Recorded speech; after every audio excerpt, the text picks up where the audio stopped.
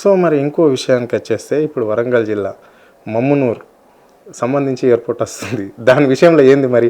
అంటే అక్కడ ఉన్న రైతులు 4 గ్రామాలకు సంబంధించిన అంటే ఆ గ్రామాల నివాసితులు వాళ్ళు డైరెక్ట్ గవర్నమెంట్కి అంటే గుంటూరుపల్లి కావచ్చు, నక్కనపల్లి కావచ్చు, నల్లకుంట, మల్లగాడేపల్లి సంబంధించిన వాళ్ళు వీళ్ళందరూ ప్రభుత్వానికి డిమాండ్ చేస్తున్నారు.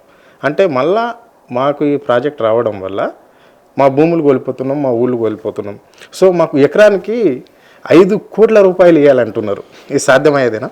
అది ఎక్స్పర్ట్ కమిటీ వేసి దాని గురించి ఆలోచించాలి. యాక్చువల్లీ మామునూరు ఎయిర్పోర్టు ఎప్పుడు ఎస్టాబ్లిష్ అయిందంటే 1930లో. 1930 రెండవ ప్రపంచ యుద్ధంలో భారతదేశంలో ఒక 40 ఎయిర్పోర్ట్లు ఇమ్మీడియట్ ఎమర్జెన్సీ ల్యాండింగ్ కోసం చేశారు బ్రిటిషర్స్. ఆ టైంలో మాకు తెలంగాణకు బ్రిటిషర్స్ సంబంధం లేదు.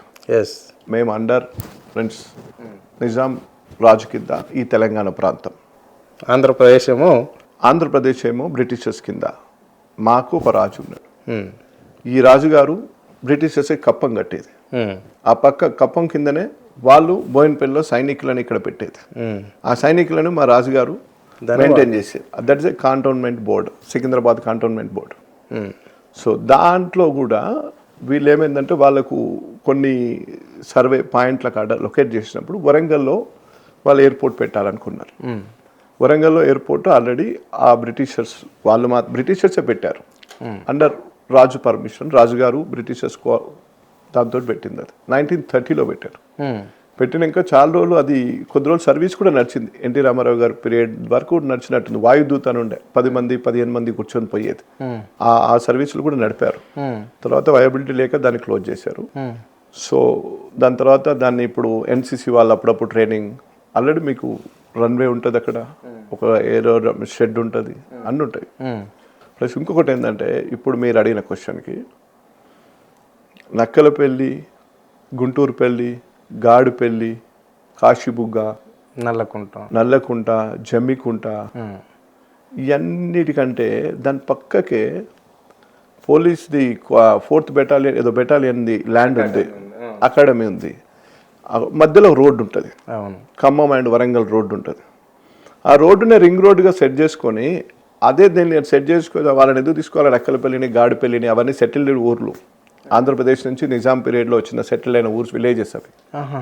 గుంటూరుపల్లి, నక్కపల్లి అవన్నీ బిఫోర్ ఫ్రీడమ్ ముందు వచ్చి సెటిల్ అయిన ఊర్లు అవి. ఆంధ్రప్రదేశ్ నుంచి ఇక్కడ వాటర్ ఉంటుంది ఆ ఏరియాలో, అన్ని బ్లాక్ సాయిల్స్ వచ్చి విలేజ్ ఎస్టాబ్లిష్ అయిన విలేజెస్ అవి. సో అదెందుకు మనం ఈ బెటాలియన్ తీసుకొని కొంచెం ముందు ఎక్కడ పెట్టుకోవచ్చు గవర్నమెంట్ ల్యాండ్లో. ఈ రోడ్ ఏదైతే ఉందో దాన్ని రింగ్ రోడ్ కింద తీసుకోవచ్చు. అంటే కొన్ని ఊర్లకు రాకపోకలే బంద్ అవుతున్నాయంట కదా, అంటే పూర్తిగా ఇప్పుడు అది పడ్డదంటే ఆ ఊర్లో అడికి లేచిపోవాల్సిందే. సరే, ఇప్పుడు వాళ్ళు కరెక్ట్ ఎగ్జామినేషన్ చేయాలి కదా. ఒక మంత్రి గారేమో మీకు ల్యాండ్ ఇస్తామంటున్నారు, నేను న్యూస్లో చూసా. అక్కడ ఎమ్మెల్యే గారు ఏమో ల్యాండ్ ఎట్లా ఇస్తాము అని ఎమ్మెల్యే గారు. ముందు మీరు ఒక దగ్గర కూర్చొని మీరు ఒక ఎజెండా పెట్టుకోండి. ఆ ఎజెండా ప్రకారం మీరు ఏమి ఇస్తారు అక్కడ, అదే ప్రజలకి ఏమి ఇస్తారు. ఇప్పుడు ముఖ్యమంత్రి ఏమో ల్యాండ్ ఆల్రెడీ సర్వే చేస్తున్నాము, సెంట్రల్ మాకు ఇచ్చింది అని చెప్పేసి ఆయన చెప్తాడు. అంటే ఇక్కడ మంత్రి ఏమో ఇట్లా మాట్లాడుతుంటది ల్యాండ్ ఇస్తామని, ఇక్కడ స్థానిక ఎమ్మెల్యేనేమో ల్యాండ్ ఎట్లా ఇస్తాము బాధితులకు అంటాడు. అంటే దీన్ని ఎట్లా చూడాలి మరి? ఇప్పుడు ప్రజలు ఏం చూడాలి దీన్ని? అంటే వీళ్ళు ఒక స్టాండ్ మీద ఉన్నట్లు అక్కడ 4 కోట్లు 3 కోట్లు 2 కోట్లు అయితే ల్యాండ్ ఉందండి, వీళ్ళు 5 కోట్లు వీళ్ళు డిమాండ్. మరి గవర్నమెంట్ అంతే కదా, 1:3 అడుగుతారు కదా. గవర్నమెంట్ ఏదైనా ఎస్టాబ్లిష్ చేయాలన్నప్పుడు వాళ్ళకు అనుబంధాలు ఉంటాయి, బంధాలు ఉంటాయి, ఊర్లతోటి అన్నీ ఉంటుంది. వాడు నేనే ఇక్కడే పుట్టినా, ఇదే ఊర్లో పుట్టినా, ఈ ఇంట్లో పుట్టినా, నాకు ఈ ఊరితో బంధం ఉంది, ఈ యాప చెట్టుతో బంధం ఉంది, ఈ చింత చెట్టుతో బంధం ఉంది, ఈ రోడ్డుతో బంధం ఉంది, మా నాయన కట్టించిండు, మా తాత కట్టించిండు, ఈ ఊరు పోమనుకుంటారు. అట్లా వాళ్ళని మనం సాటిస్ఫై చేసి పంపించాలి కదా. గవర్నమెంట్ చేసే పనే అది. అంటే వీళ్ళు ఇట్లా మాట్లాడుతుంటే ప్రజలు ఏమనుకోవాలి? అంటే మంత్రి ఒక మాట మాట్లాడతాడు, ముఖ్యమంత్రి ఒక మాట, ప్రజలు ఏమనుకుంటారు? ప్రజలు ఏది కాదు, వీళ్ళు ఏమి చేయలేరు, ఏదో టైంపాస్ బటాని అనుకుంటారు. ఎస్ఎల్బిసి లెక్క. ఎస్ఎల్బిసి 40 సంవత్సరాల నుంచి ఉందండి. ఎస్ఎల్బిసి 40 years నుంచి ఒక గుంట కూడా నీళ్ళు రాలేదు అక్కడ. టన్నెల్ అని పెట్టిండ్రు. 2001లో కేసీఆర్ గారు పెట్టకపోతే ఎస్ఎల్బిసి కూడా ఉండదు, టెండర్ కూడా రాదు.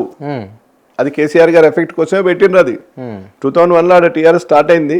2005లో 40 సంవత్సరాల నుంచి 30 సంవత్సరాలు 20 సంవత్సరాలు ఆపి 2005లో దాన్ని టెండరింగ్ చేశారు. ఓకే, ఆ పరిస్థితి లాగానే ఇప్పుడు ఇది కూడా పని చేయరు. అంత జనరల్గా ఈ తెలంగాణ పబ్లిక్ని కేసీఆర్ గారు కనుక లేకుంటే చాలా కష్టం ఉండేది. కేసీఆర్ గారు తెలంగాణ ప్రజలకు ఒక దేవుడి రూపాన్ని వచ్చి ఇవన్నీ బాపు అని పెట్టుకున్నారు కదా. ఇంత అభివృద్ధి 10 సంవత్సరాల్లో వచ్చింది అంటే మా దగ్గర మా సంపద మాకు ఉందంటారు కదా, మా ఫండ్ మా దగ్గర ఆగుతూనే కదా మేము డెవలప్ చేసింది. ఒక రూట్ ప్రకారం కేసీఆర్ గారు ఒక ప్రణాళిక ప్రకారమే కదా. అన్ని చెరువులు ఇట్లా ఉండే, ఊర్లలో చెరువులు ఇట్లా ఉండే, దాన్ని ఇట్లా తీసుకొచ్చేసిండ్రు మిషన్ కాకతీయ అని పెట్టి. అన్ని ఒక సీజన్ తర్వాత నీళ్లు బయటకు వదలకుండా ఆపినరు. అంటే కేసీఆర్ గారు ఎంత విధంగా ఆలోచిస్తారంటే పశువులు, మేకలు, గొర్రెలు, బర్రెలు ఎండాకాలం చెరువు దగ్గరికి పోవాలి, వాటికి ఒక కటప్ కావాలి, బోర్లు వేసుకునే రైతు ఉంటాడు, గ్రౌండ్ వాటర్ పెరగాలి, గ్రౌండ్ వాటర్ రీఛార్జ్ కావాలి, ప్రతిదీ పిన్ టు పిన్. అందుకే కదా ఇప్పుడు హైడ్రా తీసుకొచ్చి, అదే మీరు అన్నారు కదా చెరువులు ఇట్లున్నాయని, అందుకే కేసీఆర్ హయాంలో కావచ్చు లేకుంటే అంతకుముందు పాలకుల పాపంతో హైదరాబాద్ నగరంలో మొత్తం చెరువులన్నీ మూతబడిపోయినాయి కాబట్టి కొట్టేసినామని చెప్పేసి ముఖ్యమంత్రి అంటుండే. కేసీఆర్ గారి టైంలో అన్ని చెరువులకు ఫెన్సింగ్ ఏర్పాటు చేయడం అయింది, సిటీలో చెరువులకు చెప్తున్నాం. అవును, ఒక్కొక్కరు మీరు హైదరాబాద్ పోతే వాళ్ళు ఏమంటున్నారు, అక్కడ మేము 30 సంవత్సరాల నుంచి ఇల్లు కట్టుకున్నాం, 20 సంవత్సరాల నుంచి ఇల్లు కట్టుకున్నాం. 20 సంవత్సరాలు 30 సంవత్సరాల నుంచి కేసీఆర్ గారు అధికారంలో ఉన్నారా? లేడు. ఉద్యమంలో ఉన్నారు. అవును, మరి ఎవరి బాధ్యత అది? ఎవరి పాపం? కాంగ్రెస్ టీడీపీది. అంతే కదా. వాళ్ళు 30 సంవత్సరాల నుంచి మేము ట్యాక్స్ కడుతున్నాం అని చూపిస్తున్నారు, 30 సంవత్సరాల నుంచి మాకు రిజిస్ట్రేషన్ డాక్యుమెంట్ ఉందని చెప్తున్నారు, 30 సంవత్సరాల నుంచి నల్ల కనెక్షన్ ఉందని చెప్తున్నారు. దానికి ఎవరు బాధ్యులు? ఆ చెరువులకు ఎవరు బాధ్యత వహించాలి? ఈ కాంగ్రెస్ పార్టీ వహించాలి, ఆ తెలుగుదేశం పార్టీ వహించాలి. ఈ ఎస్ఎల్బిసి కూడా ఈ కాంగ్రెస్ పార్టీ బాధ్యత, ఆ టీడీపీ పార్టీ బాధ్యత. మేము వచ్చినాక ఆల్రెడీ కేసీఆర్ గారు ఎంత చేయాలో దానికి అంత చేసిండ్రు.